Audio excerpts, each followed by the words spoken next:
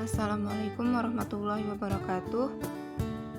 Pada pertemuan kali ini, kami dari kelompok 1 akan mempresentasikan tentang energi dalam tubuh.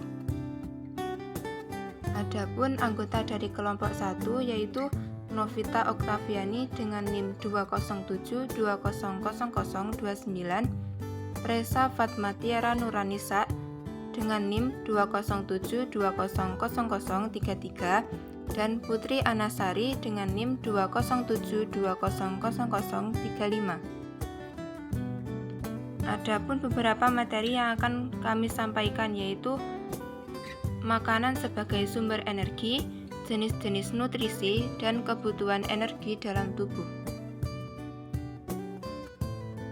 Materi yang pertama akan saya sampaikan mengenai makanan sebagai sumber energi. Adapun beberapa pembahasan yaitu yang pertama pengertian energi, pengertian makanan, hubungan makanan dengan terbentuknya energi, dan manfaat makanan bagi kesehatan. Yang pertama yaitu pengertian energi. Energi secara umum dapat diartikan sebagai sebuah kemampuan suatu makhluk atau benda untuk melakukan suatu usaha. Usaha dalam pengertian energi ini dapat diartikan dalam berbagai hal, seperti cara seseorang melakukan suatu hal, mengerjakan sesuatu, dan menghasilkan sesuatu yang berbeda dari wujud awalnya. Energi memiliki sifat yang kekal. Maksud dari kekal di sini adalah energi tidak dapat dimusnahkan dan tidak dapat pula kita menciptakannya.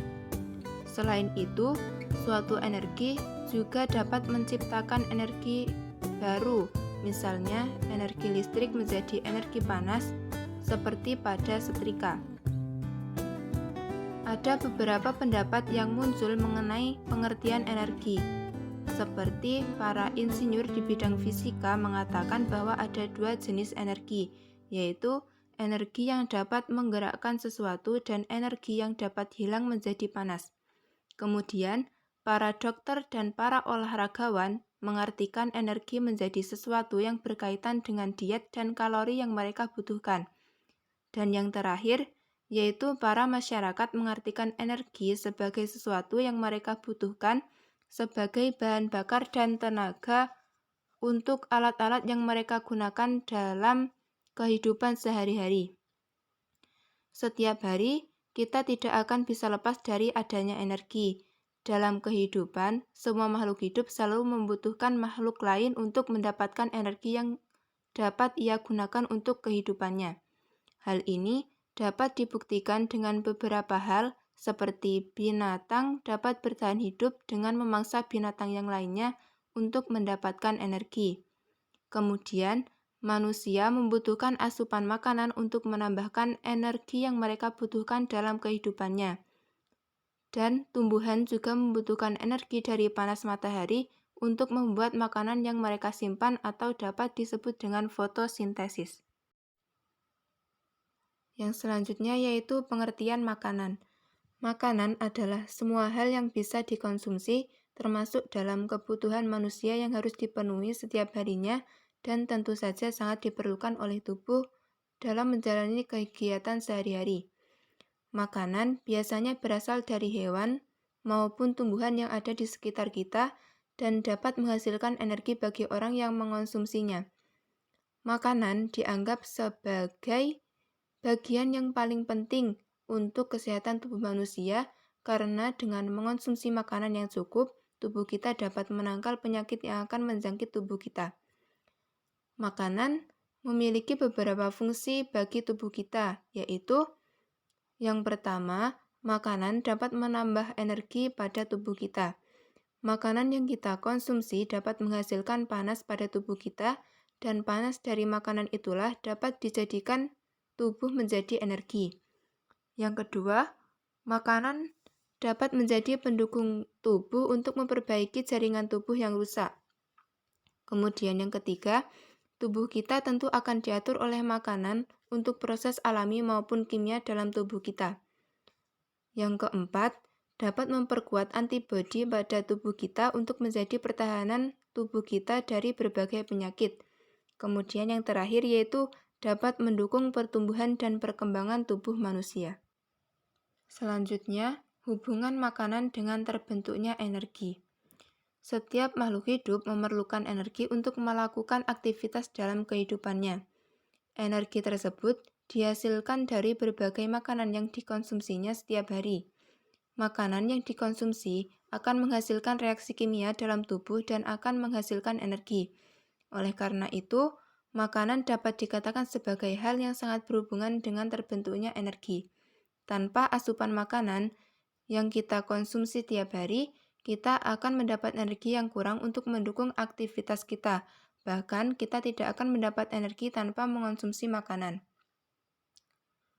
Bagian tubuh kita yang memerlukan banyak energi adalah untuk kontraksi otot. Kontraksi otot terjadi setiap kali kita melakukan gerakan pada tubuh kita. Seperti pada gambar di samping, dalam tubuh kita terdapat adenosin trifosfat atau ATP, dan selama kita melakukan aktivitas, ATP tersebut akan diubah menjadi adenosin difosfat atau ADP. Kemudian, ADP tersebut akan menjadi energi untuk kontraksi otot. Jumlah ATP dalam otot sangat terbatas, jadi energi untuk kontraksi otot ini cepat habis dan tubuh harus selalu menyediakan dan memperbarui energi untuk kontraksi otot ini. Untuk memenuhi kebutuhan energi dalam tubuh, maka kita harus mencukupi asupan makanan yang sesuai dengan kebutuhan kita.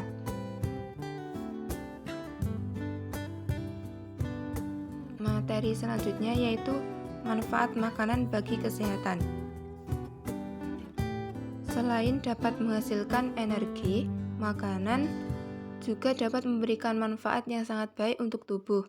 Namun, manfaat dari makanan ini hanya dapat kita dapatkan jika mengonsumsi makanan yang sehat, bersih, dan bergizi. Makanan yang sering dianggap sebagai makanan yang sehat adalah makanan yang mengandung banyak serat. Namun, terlepas dari pentingnya makanan berserat ini, banyak manusia yang melupakan pentingnya makanan ini. Ada beberapa manfaat ketika kita mengonsumsi makanan sehat ini, antara lain, yang pertama yaitu memperpanjang waktu pengosongan lambung. Yang kedua yaitu mengeluarkan zat sisa makanan yang tidak digunakan oleh tubuh secara singkat. Yang ketiga yaitu menurunkan kolesterol tubuh yang berlebihan. Yang keempat yaitu mengurangi resiko terjadinya obesitas atau kelebihan berat badan. Dan yang terakhir yaitu mencegah terjadinya kanker pada usus besar. Banyak sekali macam manfaat yang dihasilkan dari mengonsumsi makanan yang sehat ini. Maka seharusnya kita harus memperhatikan makanan yang kita konsumsi. Makanan yang kita konsumsi akan menghasilkan hidup kita yang lebih sehat. Jadi, upayakan untuk mengonsumsi asupan makanan sehat yang cukup setiap hari untuk mendukung kehidupan kita yang sehat pula. Baik, sebelum memasuki pembahasan selanjutnya, saya akan memperkenalkan diri saya terlebih dahulu. Perkenalkan, nama saya Presa Fatmatiara Nur Anissa dari kelas IPA A dengan NIM 207200033 dari kelompok 1. Pembahasan selanjutnya ialah mengenai jenis-jenis nutrisi. Nutrisi itu terbagi menjadi 5, yaitu ada karbohidrat, kemudian protein, kemudian lemak, vitamin, dan yang terakhir mineral. Kelima jenis nutrisi ini sangat dibutuhkan oleh tubuh untuk menjadikan tubuh lebih sehat dan kuat. Pembahasan yang pertama yaitu mengenai karbohidrat. Karbohidrat itu sangat penting atau bahkan menjadi hal terpenting dalam membuat energi di dalam tubuh. Nah, karbohidrat itu apa? Karbohidrat merupakan polihidroksialdehid atau keton atau zat yang menghasilkan senyawa ketika dihidrolisis. Nah, karbohidrat ini tersusun atas atom karbon, kemudian hidrogen, dan oksigen. Nah, dikarenakan tersusun oleh atom-atom tersebut, itu diproksi dengan nama karbonhidrat. Nah, kemudian disebut dengan karbohidrat. Karbohidrat memiliki dua jenis, yaitu yang pertama ada karbohidrat sederhana dan yang kedua ada karbohidrat kompleks. Yang pertama ialah karbohidrat sederhana. Karbohidrat sederhana merupakan karbohidrat yang hanya memiliki 1-2 molekul gula sehingga mudah dicerna. Karbohidrat ini hanya memberikan energi kepada tubuh dalam jangka waktu pendek. Selain itu, karbohidrat sederhana dapat memicu naiknya kadar gula dalam tubuh manusia. Karbohidrat sederhana sering disebut dengan monosakarida untuk karbohidrat yang memiliki 1 molekul gula, sedangkan karbohidrat yang memiliki 2 molekul gula disebut dengan disakarida. Jenis karbohidrat ini sering dianggap sebagai penyebab utama penyakit diabetes. Kenapa karbohidrat sederhana ini sering dianggap sebagai penyebab utama penyakit diabetes?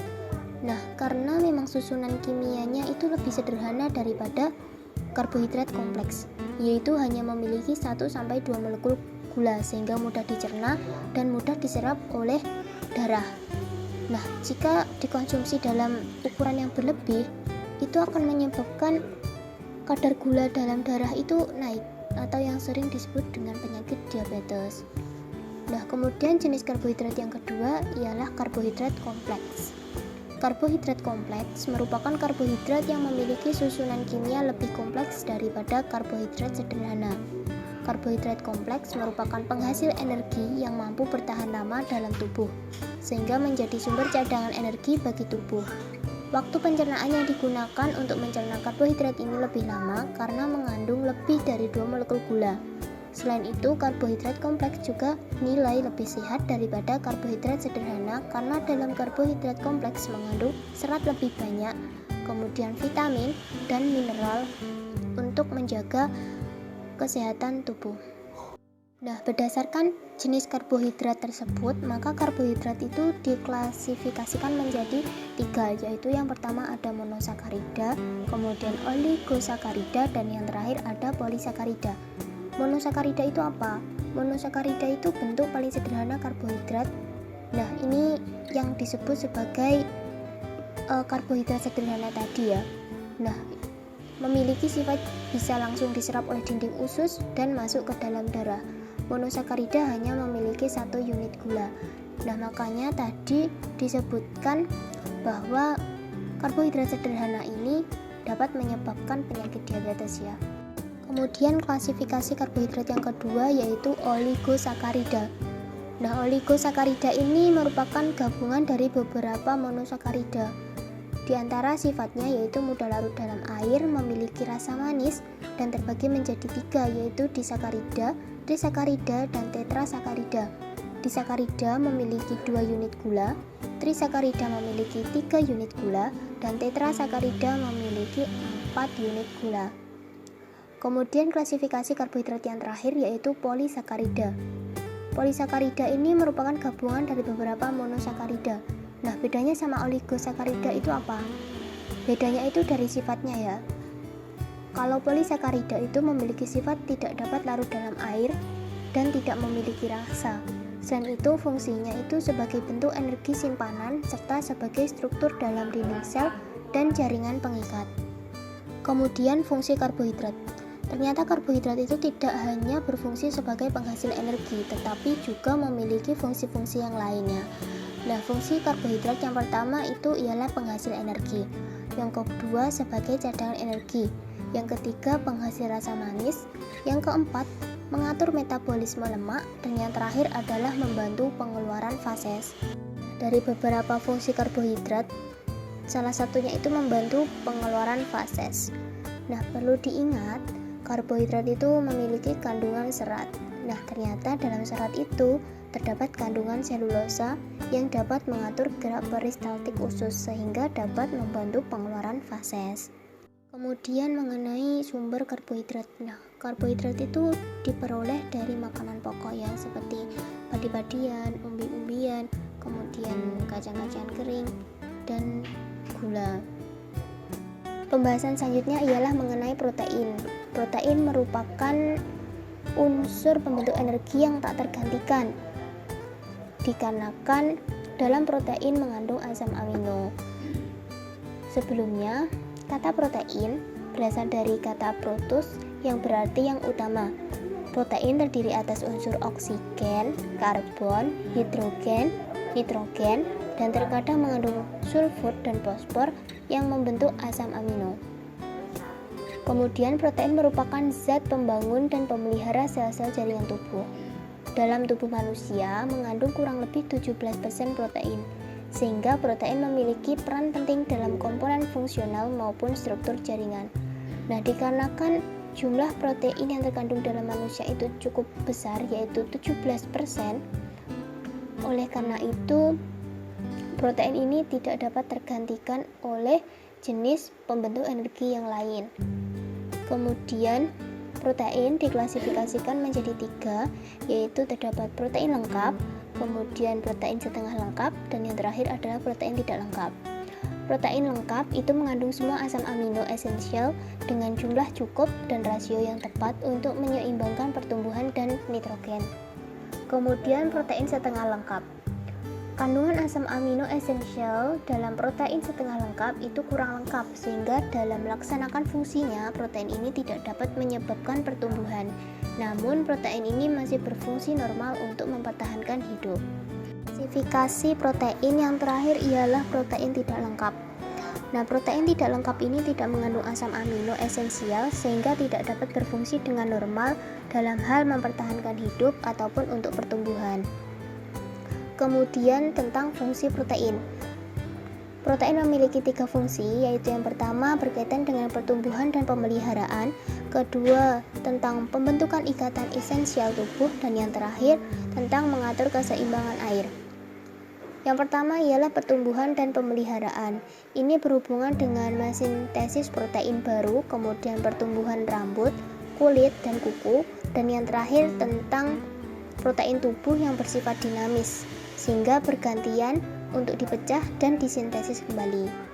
Kemudian fungsi protein yang kedua tentang pembentukan ikatan esensial tubuh, ini berkaitan dengan pembentukan hormon, enzim, hemoglobin, fotoreseptor pada mata. Protein ini berasal dari 2, yaitu yang pertama protein nabati dan yang kedua protein hewani. Nah, protein nabati ini berasal dari jenis tumbuh-tumbuhan, sedangkan protein hewani berasal dari hewan. Pembahasan selanjutnya ialah tentang lemak. Lemak merupakan unit struktural yang bersifat hidrofobik dan berfungsi untuk memperkaya gizi. Lemak dalam tubuh manusia adalah lipoprotein yang mengandung protein, kolesterol, trigliserida, dan fosfolipida untuk mengangkut lemak yang tidak larut. Nah, jadi lemak ini tidak dapat larut dalam air dikarenakan bersifat hidrofobik. Kemudian terdapat 6 jenis lemak yang dapat diterima oleh tubuh manusia, yaitu ada trigliserida, kemudian asam lemak jenuh, kemudian ada asam lemak tak jenuh tunggal, ada asam lemak tak jenuh ganda, fosfolipid, dan yang terakhir adalah kolesterol. Kemudian terdapat 3 sumber lemak, yaitu yang pertama ada lemak hewani, kemudian lemak nabati, dan dari makanan. Dari lemak hewani contohnya adalah susu, daging, dan telur. Kemudian lemak nabati ini berkaitan dengan tumbuh-tumbuhan seperti kacang-kacangan, biji-bijian, sereal, dan buah-buahan. Dan sedangkan yang berasal dari makanan itu seperti minyak goreng, margarin, salad, dan mayones. Nah, vitamin ini tidak dapat dibentuk sendiri dalam tubuh manusia sehingga membutuhkan asupan dari makanan. Nah, vitamin itu merupakan prekursor koenzim dan pada beberapa hal juga prekursor bahan pembawa sinyal. Vitamin diperlukan tubuh untuk metabolisme. Jumlah vitamin yang diperlukan tubuh itu tergantung pada jenisnya, kemudian umur, jenis kelamin, dan keadaan fisiologis tubuh manusia. Vitamin diperoleh dari makanan-makanan yang sehat. Kemudian jenis vitamin. Vitamin terbagi menjadi 2, yaitu vitamin yang larut dalam lemak dan vitamin yang larut dalam air. Vitamin yang larut dalam lemak itu tidak dapat disintesis oleh tubuh dalam jumlah yang cukup sehingga harus diperoleh dari makanan. Secara kimia, jenis vitamin ini termasuk kelompok isoprenoid. karena termasuk dalam hidrofobik apolar. Fungsi jenis vitamin ini antara lain untuk memperbaiki penglihatan, metabolisme kalsium dan fosfat sebagai antioksidan serta berperan dalam pembekuan darah. Kemudian jenis vitamin yang kedua ialah vitamin yang larut dalam air. Vitamin yang larut dalam air merupakan jenis vitamin yang mudah diserap oleh jaringan tubuh, tapi tidak disimpan dalam tubuh. Meskipun jenis vitamin ini tidak disimpan dalam tubuh, tetaplah harus terjaga pola makan supaya tidak kelebihan vitamin. Efek yang ditimbulkan karena kelebihan vitamin ini ialah terlalu sering buang air kecil. Kemudian, vitamin yang larut dalam lemak itu antaranya ialah vitamin A, vitamin D, vitamin E atau tocophenol, dan vitamin K atau phylloquinone. Nah, vitamin A ini berfungsi untuk menjaga kesehatan mata. Vitamin D berfungsi untuk metabolisme kalsium dan fosfat. Vitamin E itu berfungsi sebagai antioksidan dan vitamin K itu berperan dalam pembekuan darah. Kemudian vitamin yang larut dalam air, di antaranya ialah vitamin B1 atau titamin, itu berfungsi untuk kesehatan saraf dan metabolisme tubuh. Kemudian vitamin B2 atau riboflavin untuk kesehatan kulit, mata, sistem saraf dan pencernaan karbohidrat. Kemudian ada vitamin B3 atau niacin, berfungsi untuk kesehatan kulit, sistem saraf dan membantu menghasilkan energi. Kemudian ada vitamin B5 atau asam pantotenat, berfungsi untuk proses pertumbuhan dan mendukung produksi hormon dalam tubuh. Kemudian terdapat juga vitamin B6 atau pyridoxine untuk pembentukan hemoglobin. Jenis nutrisi yang terakhir ialah mineral.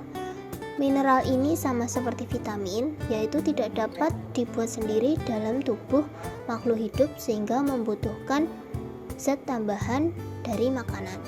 Nah, mineral merupakan zat anorganik.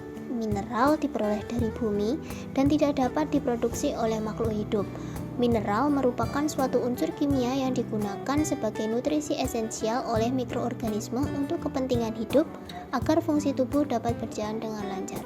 Nah, kalau dari makanan, mineral ini dapat diperoleh dari roti, kemudian air mineral dalam kemasan-kemasan tersebut, ataupun dari makanan-makanan lainnya. Kemudian ada jenis mineral, itu ada dua, yaitu ada mineral makro dan mineral mikro. Untuk mineral makro ini dibutuhkan dalam tubuh manusia dalam jumlah yang banyak, sedangkan mineral mikro ini dibutuhkan dalam tubuh manusia dalam jumlah yang sedikit. Kemudian ada fungsi dan sumber mineral. Sumber mineral yang pertama ada kalsium, yaitu berfungsi untuk menjaga kepadatan dan kesehatan gigi dan tulang-tulang. Selain itu juga berperan dalam pembekuan darah dan penyembuhan luka. Kemudian ada fosfor, berfungsi untuk pembentukan gigi dan tulang, perbaikan sel dan jaringan, serta mengatur penggunaan lemak dan karbohidrat dalam tubuh. Kemudian ada kalium. Kalium ini berfungsi dalam kontraksi otot, detak jantung, dan fungsi saraf. Selain itu juga berperan dalam pembuangan zat sisa dan mencegah hipertensi. Kemudian ada magnesium. Magnesium berfungsi untuk membantu proses metabolisme lemak, protein, menyeimbangkan elektrolit saat otot kontraksi, dan mengaktifkan sebagian besar enzim dalam tubuh manusia. Kemudian sumber mineral selanjutnya ada belerang. Belerang ini berfungsi untuk membentuk protein, mencetak dan memperbaiki DNA, kemudian untuk mengubah makanan ke bentuk energi. Sumber selanjutnya ada natrium, berfungsi untuk membantu kinerja otot dan saraf, mengatur volume darah, mengaruhi tekanan darah. Kemudian ada tembaga, berfungsi untuk memelihara kesehatan tulang, sistem saraf, kemudian imun tubuh, dan pembuluh darah. Sumber mineral yang terakhir adalah mangan. Mangan berfungsi untuk pembentukan enzim, kemudian hormon. Untuk hormon ini terkhususnya hormon seks, kemudian protein pembekuan darah, dan jaringan ikat.